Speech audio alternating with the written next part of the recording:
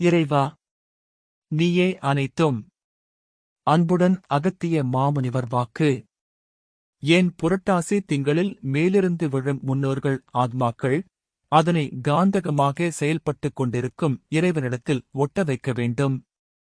சித்தன் அருள் 1563 பொதுவாக்கு.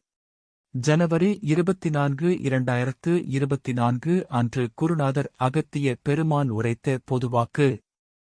ஆதி ஈசனின் பொற்கமலத்தை பணிந்து செப்புகின்றேன் அகத்தியன். அப்பனே நலன்கள் நலன்களாக இன்னும் எம்முடைய ஆசிகள்.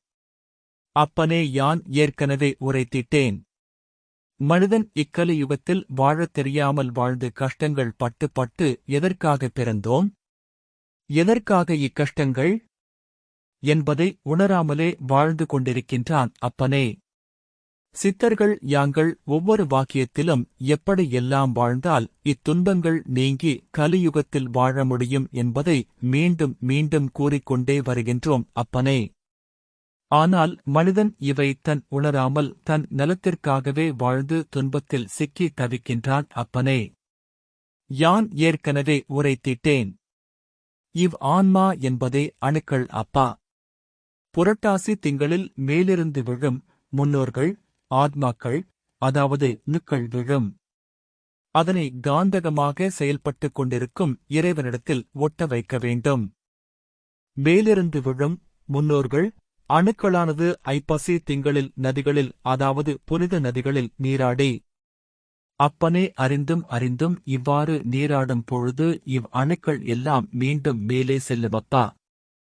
கார்த்திகை திங்களில் கந்தனவன் மீண்டும் ஆன்மாக்களை, அதாவது முக்தி பெறாமல் பல்வேறு ஆசைகளோடு அலையும் ஆன்மாக்களை செவ்வாய் கிரகத்திலிருந்து கந்தன் மேலே அனுப்பி வைப்பான். ஆனாலும் மார்கழி திங்களில் இவ்வான்மாக்களுக்கு ஒரு தீர்ப்பு வருமப்பா. அப்பனே, இங்கே ஆன்மாக்களை அணுக்கள் என்றே யான் குறிப்பிடுவேன் அப்பனே. ஆன்மாக்களுக்கு, அதாவது அணுக்களுக்கு முக்தி கிடைக்குமா? மோட்ச கதி உண்டா என்பதை எல்லாம் ஆன்மாக்கள் செய்த பாவ புண்ணியத்திற்கு ஏற்பவே தீர்ப்புகள் கிடைக்கும். ஆனாலும் ஆத்மாக்கள் புண்ணியம் செய்து இருக்கின்றதோ அவையெல்லாம் மீண்டும் மேலே இறைவன் என்ற காந்தகத்தில் ஒட்டிக்கொள்ளும் அப்பா. புண்ணியம் இல்லாத ஆத்மாக்கள் மீண்டும் கீழே வந்து அலைந்து திரியுமப்பா. ஆன்மாக்கள் எல்லாம் ஐயோ ஐயோ என்றெல்லாம் தம்தன் உறவுகள் சொந்த பந்தங்கள் எங்கே என்றெல்லாம் அலைந்து திரியுமப்பா. நிம்மதி இல்லாமல் இருக்குமப்பா. முன்னோர்கள் ஆன்மாக்களை அப்பனே அணுக்களை ஒரு பிண்டமாகவே பிடித்து இறைவனிடத்தில் சேர்க்க வேண்டும். தை திங்களில் அணுக்களை எல்லாம் அலைந்து திரிந்து கொண்டிருக்கும் பொழுது அவைகளை ஒன்றிணைத்து ஒரு பிண்டம் போலவே செய்து நல்விதமாகவே செய்திடல் வேண்டும். ஆன்மாக்கள் ராமேஸ்வரம், காசி, கயா இன்னும் நதிக்கரைகளில் எல்லாம் அமைதியின்றி அலைந்து திரிந்து கஷ்டங்களை அனுபவித்துக் கொண்டு இருக்கும் அப்பனே. மாதத்தில் வரும் தை அமாவாசை என்கின்றார்களே, நாட்கள் வரை அனைவரும் இவ்விடங்களுக்கெல்லாம் சென்று தன் முன்னோர்களை நினைத்து கலந்த சோற்றினை பிண்டமாக வைத்து அவர்களை வணங்கி முன்னோர்களை சந்தோஷப்படுத்த வேண்டும் என்பேன் அப்பனே. அப்படி செய்தால்தான் ஆன்மாக்களும் மேலே சென்று முக்தியை பெறுமப்பா. இதை அனைவரும் நிச்சயம் செய்ய வேண்டும் என்பேன் அப்பனே.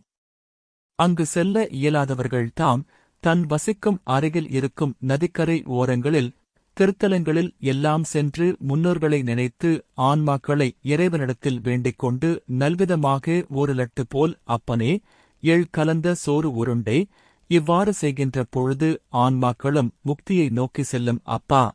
இவ்வாறு செய்து கொண்டு முடிந்தவரை இயலாதவர்களுக்கும் வாயில்லா ஜீவராசிகளுக்கும் அன்னத்தை ஈய வேண்டும்.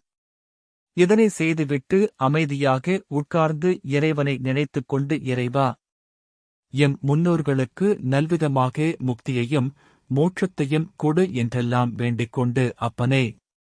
இவ்வாறு செய்யாவிடில் அப்பனே ஆன்மாக்கள் எல்லாம் அலைந்து திரியுமப்பா. நிம்மதி இல்லாமல் இருக்குமப்பா. ஒன்றே சொல்கின்றேன் அப்பனே. மனிதனுக்கு ஏன் கஷ்டங்கள் வருகின்றது என்றெல்லாம் யோசிப்பதே இல்லை.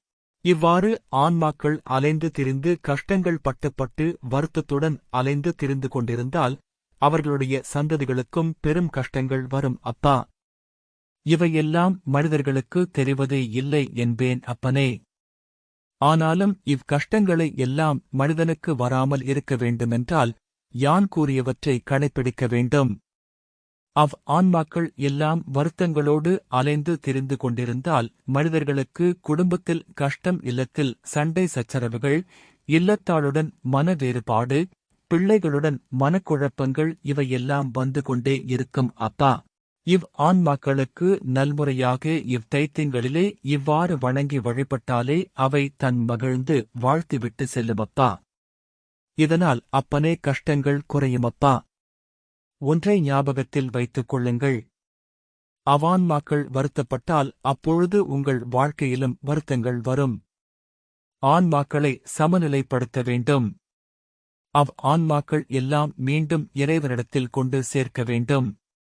இல்லை என்றால் அப்பனே பெருமளவு கஷ்டங்கள் வரும் அப்பனே. இதை என் பக்தர்கள் அனைவரும் வரும் நாட்களில் நிச்சயம் செய்து கொண்டு வர வேண்டும் அப்பனே.